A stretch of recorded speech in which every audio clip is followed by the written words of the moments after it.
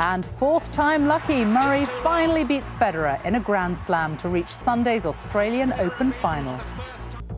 On BBC London News, the British soldiers sent to jail for smuggling guns and drugs. And the first ever glimpse of the Crossrail tunnels, we take you inside Europe's biggest building project.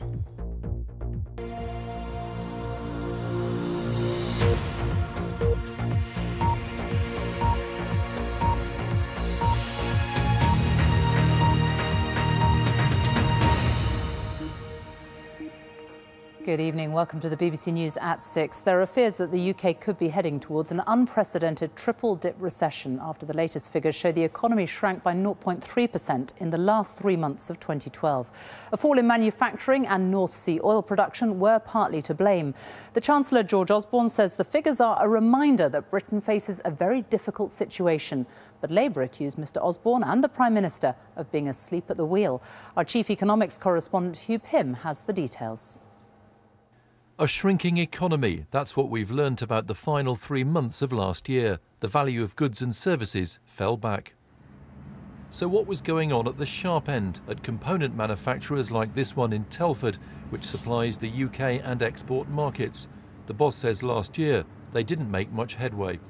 We know that December was pretty poor, but if you take the year as a whole, it's relatively flat. You know, we had good months, we had flat months.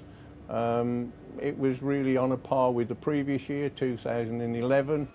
Looking ahead, though, they do feel more optimistic. They're investing for expansion. 2012 was a year of ups and downs. In the first 3 months, the economy contracted, with construction activity falling back sharply. There was another slide in the second quarter, with the extra bank holiday for the Jubilee affecting overall output. Between July and September, partly thanks to a boost from the Olympics, the economy bounced back. But in the final 3 months, there was another fall in activity, with some North Sea shutdowns not helping. The overall picture for the year was flat. The Chancellor at the Davos summit gave his reaction. Well, I think it's a reminder that Britain faces a very tough economic situation. I think it's a reminder that last year was particularly difficult, both with the problems we've got at home, dealing with the debts built up over many years, but also, frankly, the problems in the Eurozone, where many of our exports go, which, of course, is now in recession. So we can either run away from those problems or confront them, and I'm absolutely determined to confront them. But back at Westminster, today's figures have rekindled the debate over the extent to which George Osborne's deficit reduction plans have hit the wider economy. Labour has repeated its demand for a rethink by the government and a U-turn. I've been warning for 2.5 years that this plan would fail, that it risked a double-dip recession, that it would flatline the economy, that if you cut spending and raise taxes too quickly and choked off recovery, it would make things worse. Today is the moment when it is absolutely clear the plan has failed and David Cameron and George Osborne's complacency is exposed. This Walsall-based business sells greetings cards. The message from here gives an insight into the consumer side of the economy. Shoppers' budgets are stretched, so they're buying cheaper products. And the boss told me they've seen the benefits. We're cheap and cheerful. So where they were spending £3 on a card, they might be spending £1 now. 79p, which is our main price. It's all very different. Lynn, who's been with the firm more than 20 years, says running her own finances isn't easy, but she's relieved to have a job. Tighter than it's ever been, but you cut your cloth accordingly, and I'm doing better than most.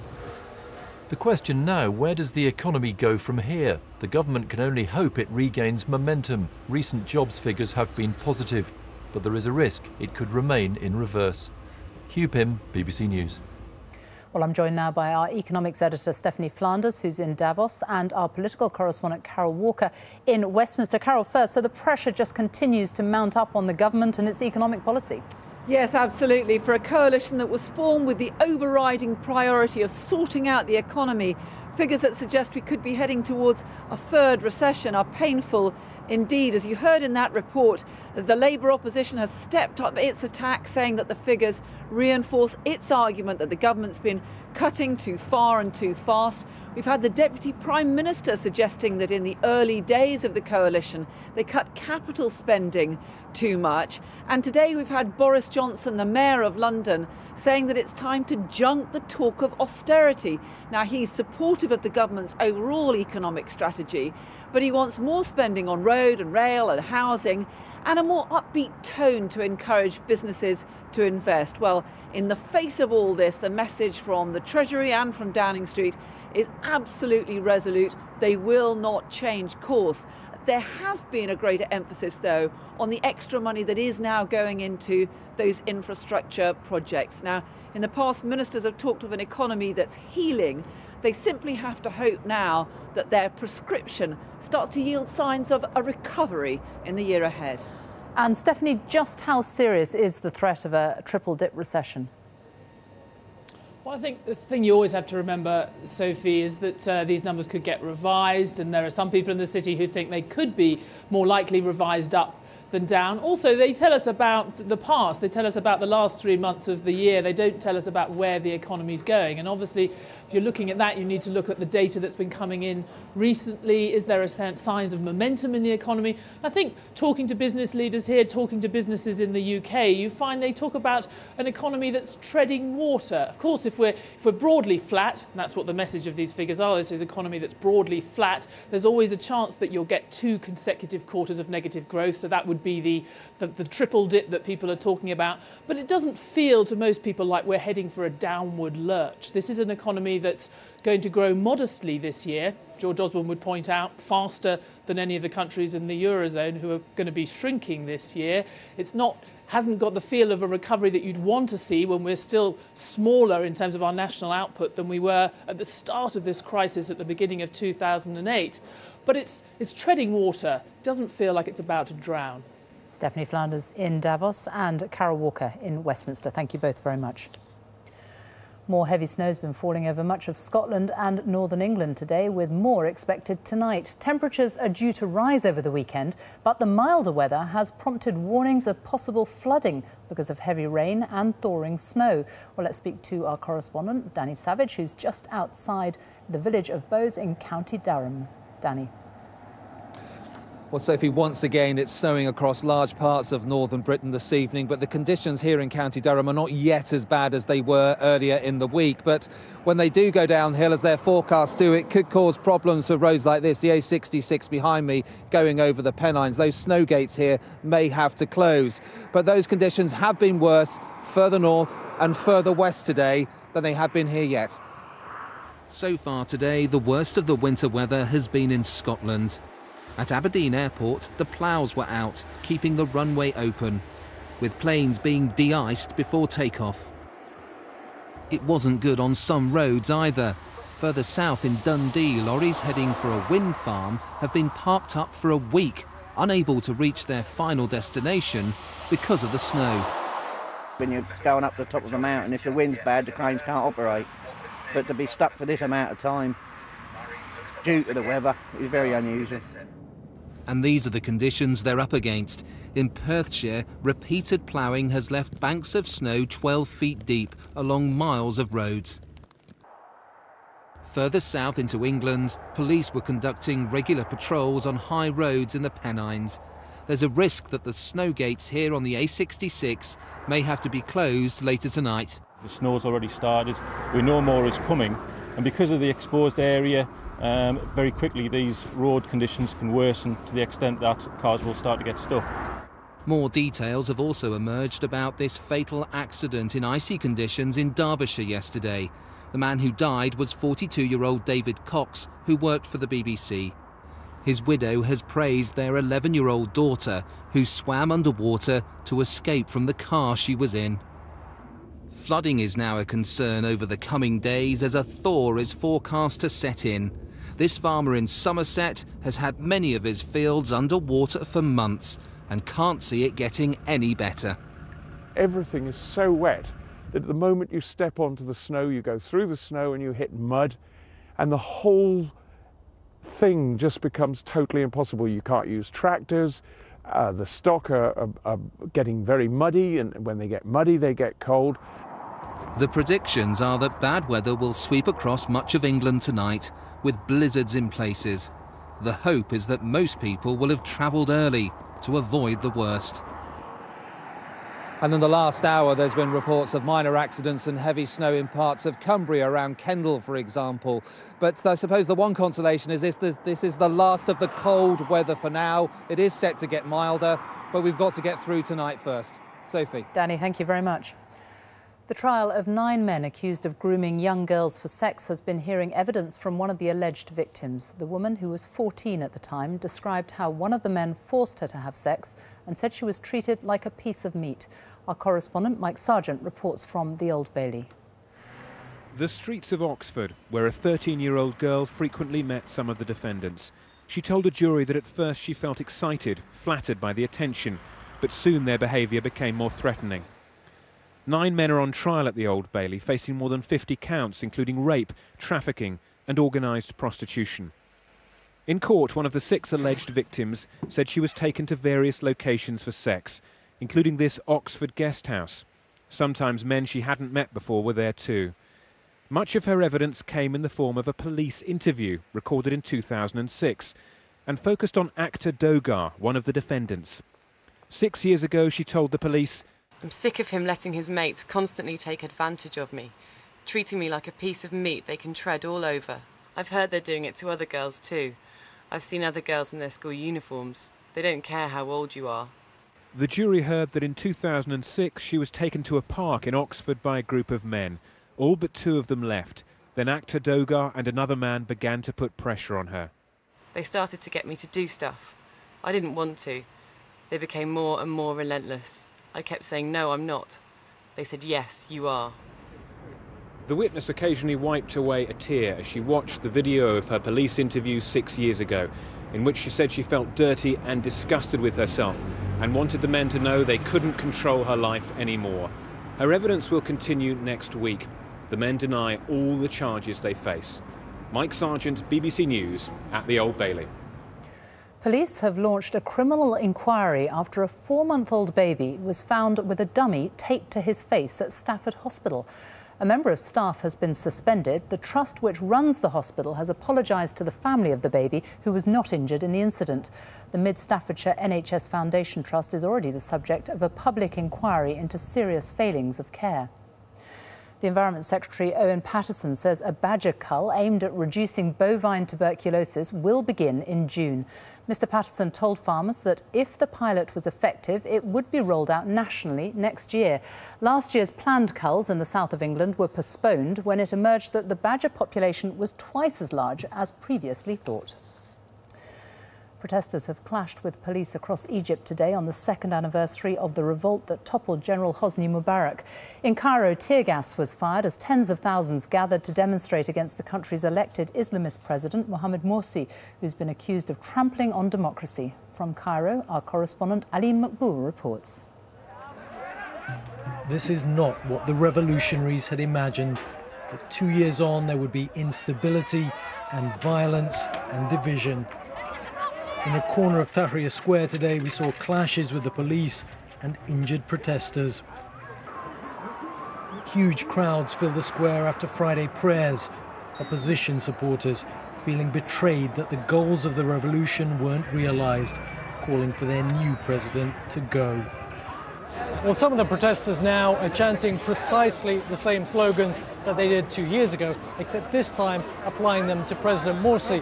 One protester told us that he was here at that time and nothing has changed since, except the name of the person ruling Egypt. Mohamed Morsi and the Muslim Brotherhood preside over a country where huge splits have been exposed between Islamist and liberal. They had promised a country where all Egyptians would prosper. Morsi and his brotherhood are just the same as Mubarak, okay? They're the same. It's exactly the same thing. We will not see any change in the road, in the ground. Not anything happen. Just words. The revolution take the cover off. so we can see everything bad. And now we are a time to correct. We have to correct everyone. We will correct everything. And all the uncertainty means foreign investment is down and the number of tourists coming here remains low.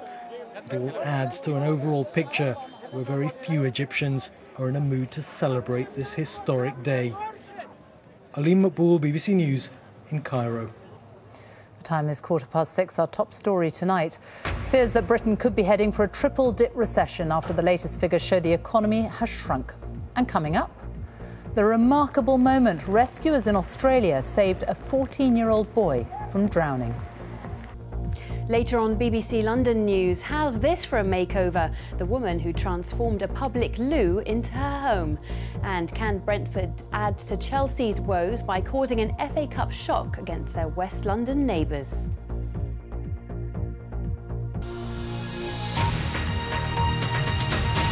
We may have had a record haul of medals at the London Olympics, but not everyone is still enjoying the post-Olympic glow. Sports like basketball and volleyball, which struggled at the Games, have been stripped of their elite team cash. They're not happy about it, but the government's told them to stop whinging. Our sports editor, David Bond, asks whether cutting the elite funding could threaten the key aim of the London Games, getting more people to take up sport. Here it is. The Olympic boom clad in lycra. 6 months on, the Manchester Velodrome is packed full of budding Bradley Wiggins and Victoria Pendletons. All ages, all captivated by the magic of London. The facilities are more than taken up because you just can't get on any of the taster sessions and the improvers because of the interest that it's generated. There's been more cyclists. You see them out on the road, and I believe here at the track there's been more people trying the taster improver sessions, so it's getting harder to get on the track. The game's biggest rock star has certainly noticed a change. 20 years ago, riding around Regent's Park as a kid, I was the only one there. Now I go there and drive through in a taxi or whatever. It's just hundreds riding around, you know, and the only difference is now that they all stop at the traffic lights. I never used to stop at the traffic lights. Since London's successful bid in 2005, sports participation has steadily risen, especially in the last 12 months. But some sports have fared better than others. Look at cycling, a 200,000 increase in weekly participation, with athletics and swimming not far behind. It's a very different story elsewhere. Gymnastics, rowing and basketball registering the tiniest of increases. Britain's Olympic legacy vision was to do what no host country has ever done before, fill halls and clubs like this one for years to come. 6 months on, the signs are promising, but the experience of sports like basketball show just how difficult that's going to be. Head up, good. Here in South London, these children have been inspired, even though Team GB's basketball team flopped at the Games and have now lost their funding. Critics say without role models, the grassroots will wither. It's all these Olympic sports I don't think we should walk away from just because they may not be medaling in Rio or even going to Rio. We should be putting even more funding into them at the top end and the grassroots to bring all the benefits about. For now, it's an argument Britain's leading basketball players have lost. Millions of pounds are still going to the sport to boost participation, but when it comes to the very top, the message from the government is clear. Those sports that have failed should stop whinging about it and should take a long, hard look at themselves, work out why they failed and put it right in the same way that sports like hockey and gymnastics have done in the past that enabled them to succeed in London. It's too soon to tell whether the Olympic bounce seen in sports like cycling can be sustained. The true legacy test will come years down the line, when the sheen from the Golden Games has faded. David Bond, BBC News. The Ministry of Defence has sent a surveillance plane to North Africa in support of French troops fighting Islamist militants in Mali. Today's announcement follows the deployment of 2 transport aircraft that have been helping carry supplies to Mali. David Cameron says Britain has no intention of sending any ground troops. Samsung has announced record profits of more than £4 billion for the last 3 months of 2012. That's up 75% on the year before. The South Korean firm said the rise was driven by sales of smartphones. Last year it became the world's biggest smartphone maker, overtaking Apple, its main rival in the sector. A 30-year-old teacher from Sussex has denied a charge of child abduction at Lewes Crown Court. Jeremy Forrest, who worked at Bishop Bell School in Eastbourne, was arrested in Bordeaux in France last September after a Europe-wide search. Barry George, the man who spent 8 years in jail after being wrongly convicted of the murder of TV presenter Jill Dando, has failed in his bid to win compensation at the High Court. Barry George, seen here in the blue tie, was cleared in 2008. Today, 2 judges said that the decision made by the Justice Secretary not to compensate him as a victim of a miscarriage of justice was correct. Well, our correspondent Tom Simons is at the High Court and explain what this decision means. Well, Sophie, Barry George was acquitted in 2008 because a speck of gunpowder found on him could not be conclusively linked to Jill Dando's shooting. And the judges said that even though he was acquitted, that was not enough to guarantee him compensation. They said to get compensation, he'd either have to conclusively prove he was innocent with new facts, or he'd have to prove that any jury, given the evidence, would have acquitted him. They said in this case that was not the situation. They said there was some other evidence against him. In particular, an eyewitness put him in the area of Jill Dando's house on the day of the shooting. And the judges said in their judgment today that a reasonable jury, properly directed by the judge, could have convicted him, even though this one didn't. So he doesn't get the compensation. Now, Barry George's legal team say they're very disappointed by today's ruling, and they say they're going to appeal right over the head of the appeal court to the Supreme Court, if they possibly can. But we also heard today that there are 11 other cases resting on this whole issue of who should get compensation for miscarriages of justice. So I think this is an important piece of law being made as it goes through the courts today. Tom Sophie. Simons, thank you very much. Now, he'd never beaten him in a Grand Slam, despite trying 3 times to do so, but it turned out to be 4th time lucky for Andy Murray today as he defeated Roger Federer to reach Sunday's final of the Australian Open. He'll play the #1 seed, Novak Djokovic. Andy Swiss reports from Melbourne. Let's go, Mazda, let's go! Murray Mania has come to Melbourne with flags, face paint and boundless optimism. But could they inspire their hero to another Grand Slam final? There was one minor obstacle in Andy Murray's way, the most successful man in tennis history, Roger Federer. But Murray hadn't dropped a single set on his way to the semis, and he soon showed why. Blazing his way to the opening set of the match. Fabulous play. But that was just the first swing of the pendulum. Back roared Federer, clinching the second set with that familiar swagger. Murray, though, soon grabbed back the initiative, sweeping to the 3rd set before serving for the match in the 4th. But somehow Federer clawed his way back from the brink to level things up. It was spine-tingling drama. Oh, my Lord, that's amazing. Once upon a time, Murray might have crumbled. But now instead it was Federer that faded, and after 4 grueling hours, it was finally over. Djokovic is next on Sunday morning. What a match then, what an atmosphere, and what a victory for Andy Murray, one of the biggest wins of his career, and he's through to another Grand Slam final. And once again it was Murray's improved mental toughness that saw him home.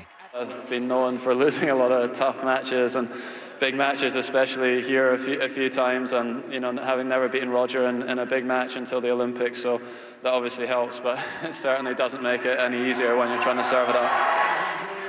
Murray now faces Novak Djokovic in the final. Just a few months after his first Grand Slam title, a second now lies within tantalising reach. Andy Swiss, BBC News, Melbourne Park. And finally, we've reported many times in recent weeks on the wildfires burning in Australia, but now parts of the country are being badly affected by floods. And amongst the harrowing stories emerging is that of one 14-year-old boy who was almost swept away. clinging to a tree trunk in a torrent of raging water. This is the moment a terrified schoolboy was rescued by emergency workers after he was spotted holding on for dear life in a swollen creek. The current was so strong it swept the pair helplessly downstream. Kept afloat by life jackets, they gasped for breath as rescue teams desperately tried to pull them towards the riverbank. Finally, the teenager is able to grab onto a fallen tree and reach safety. But the man who saved his life is swept away by the force of the water under a nearby bridge, where he is finally able to get himself onto dry land. The teenager's lucky escape was just one of many dramatic rescues in Queensland after record downpours saw more than a foot of rain fall on the city of Rockhampton in less than 24 hours. Extraordinary pictures. Well, let's take a look at the weather now with Peter Gibbs, and warnings of floods here as well. They're not quite as extreme as that, obviously. That's the next thing down the line, Sophie. Yeah, but in the shorter term, of course, still those wintry problems, and it really is going to be an awful evening and night for travelling across many parts of the UK. We have an amber weather warning out for heavy snow affecting particularly Scotland and many parts of England. We've had problems already across Scotland, and at the moment, the heaviest snow just beginning to move in across the north of England as well. This is the radar picture. This shows us the rain, sleet and the snow, but you can see where the bright colours have been moving into northwest England just over the last few hours. But let's concentrate then on the snow, because that's going to be the big issue.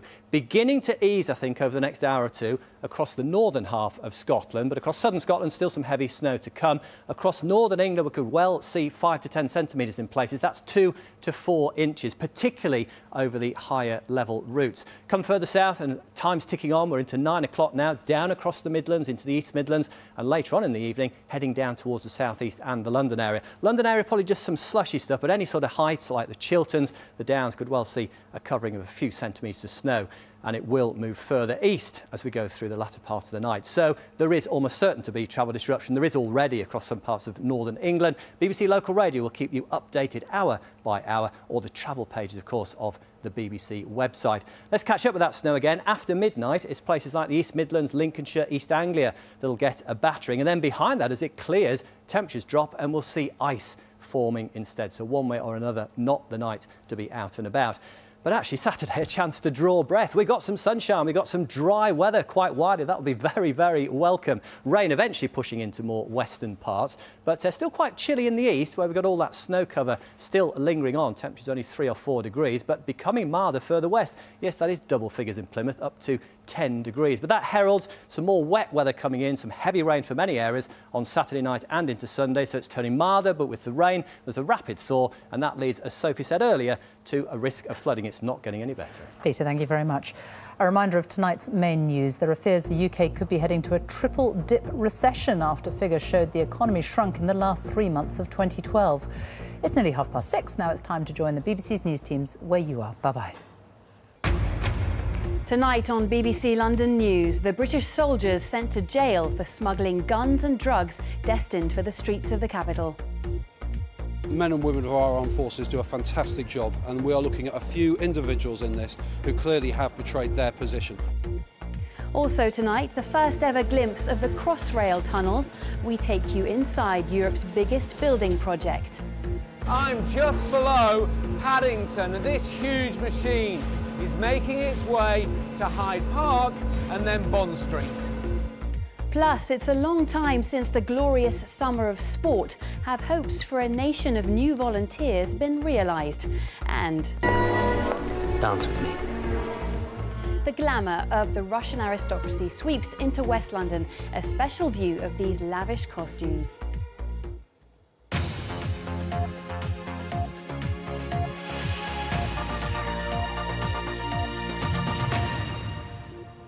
Good evening and welcome to the programme. They were trying to smuggle guns into the country, guns which were destined to be used by gangs on the streets of the capital. But tonight, 4 British soldiers, some of whom served in Iraq, are behind bars after the police foiled their plan. As well as weapons, the group were bringing in high-quality cocaine worth tens of thousands of pounds. Alex Bushell has the story. Lamar Loveless swore to serve Queen and country, like here on tour in Iraq, as he poses for the camera. But this British soldier chose instead to serve himself, no matter the cost to others. He was the ringleader of a team of serving soldiers prepared to sell semi-automatic weapons to the highest bidder. These guns were ultimately destined for the streets of London, as were the drugs, and this could have created a significant harm. Trident looks to target those at the top end of criminality involved in gangs, and we would target those people involved. Men and women of our armed forces do a fantastic job, and we are looking at a few individuals in this who clearly have betrayed their position. Exactly 1 year ago to the day, Trident police officers arrested Lamar Loveless and Trave Dice. They were travelling in separate BMWs from Calais. Stashed inside Dice's car were 5 guns, 3 silencers and around half a kilo of cocaine, with a street value of £70,000. The cocaine was stuffed into an army-issue boot and covered in chili powder to disguise its smell. Both the men were or had been members of the Queen's Royal Hussars, based in Sennelager, Germany. It's thought they sourced the guns in Germany from their own criminal contacts. And thanks to their sat-nav, we also know they travelled to Amsterdam to source the drugs. They were arrested the moment they set foot on British soil, having driven through the Eurotunnel. Now, using deleted BlackBerry messages, detectives were then able to trace 2 other serving soldiers in Germany who were involved. They were Duran Wright, who provided the car, and Lance Laurent, described in court as Loveless's principal lieutenant. They hope to raise a further £18,000, selling the pistols through this man, Ramon Marshallek, using his criminal contacts in South London. And if you speak to those that know, like Daryl James, a reformed gangster himself, they'd have had no problem offloading the firearms.